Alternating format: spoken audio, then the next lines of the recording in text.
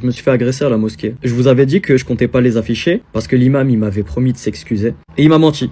Il a pas tenu ses engagements. Donc là, je vais vous balancer la mosquée dans laquelle j'ai été agressé. Et vous allez voir à quel point c'était violent. Donc jeudi soir, je suis allé à la mosquée de Saint-Ouen pour aller faire la prière de l'Aïcha. D'habitude, je vais pas dans cette mosquée. J'ai une mosquée à côté de chez moi, mais pendant le ramadan, elle est trop remplie. Donc il y a plus de place pour prier. Et donc pour leur faciliter, pour laisser de la place aux frères, j'ai décidé de changer de mosquée. Donc je vais à la mosquée de Saint-Ouen. Avant ça, j'étais au Five. Donc j'avais 2 paires de chaussures. Je rentre dans la mosquée, je pose ma paire de chaussures à l'entrée.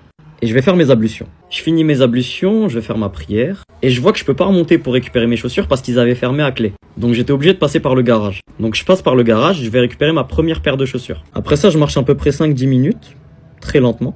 Et là, je vois un mec avec un gilet m'interpeller. Donc il me tape l'épaule et il me demande ce que j'ai dans mon sac. Je lui dis que c'est ma 2e paire de chaussures. Il me demande pourquoi j'ai 2 paires de chaussures et je lui explique. Donc c'était un gars qui travaillait pour la mosquée de Saint-Ouen. J'ai à peine fini mon explication que je vois 20 mecs de la mosquée de Saint-Ouen me sauter dessus. Tous avec des gilets. Donc c'était des gens qui travaillaient dans cette mosquée.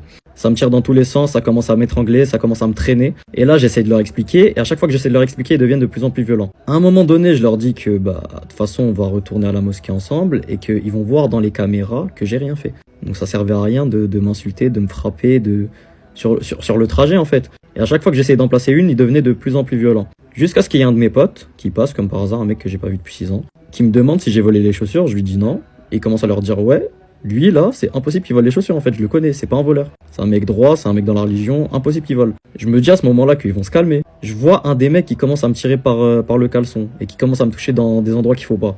Et là je commence à péter un plomb, je commence à crier. Donc je préfère préciser, j'ai pas insulté, ok? Du début à la fin, j'ai insulté personne.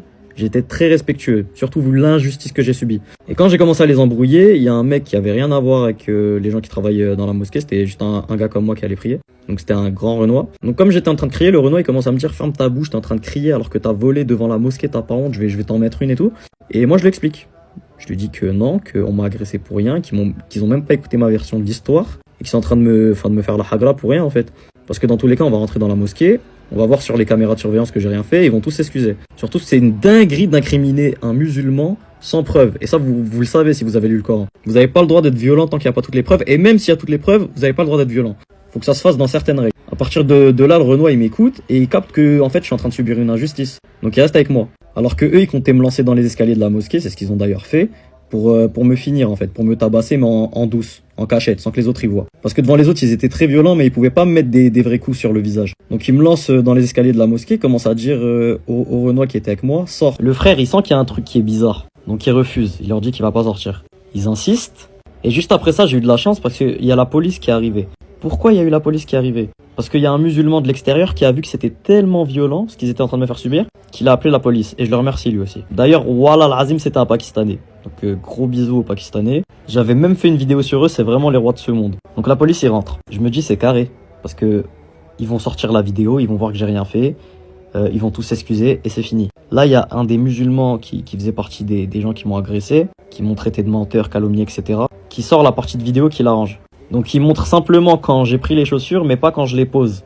Et comme j'avais 2 paires de chaussures, ça pouvait porter à confusion. Alors que je lui ai bien expliqué, hein, mais il faisait semblant de pas comprendre. Donc après ça, les policiers, ils me menottent. Donc je finis menotté devant la mosquée. Et là, vous allez vous dire, c'est fini. Mais attendez, c'est pas ça le pire de l'histoire. Quand je suis menotté, il y a un des mecs de la mosquée qui commence à dire « Tu vis ton rêve, hein. Tu crois t'es un grand bandit, hein. Dans ta tête, là, t'es dans un film US, hein. » Et là, je suis choqué. Et il enchaîne en me disant gros bouffon, espèce de trou de balle. Tu vois.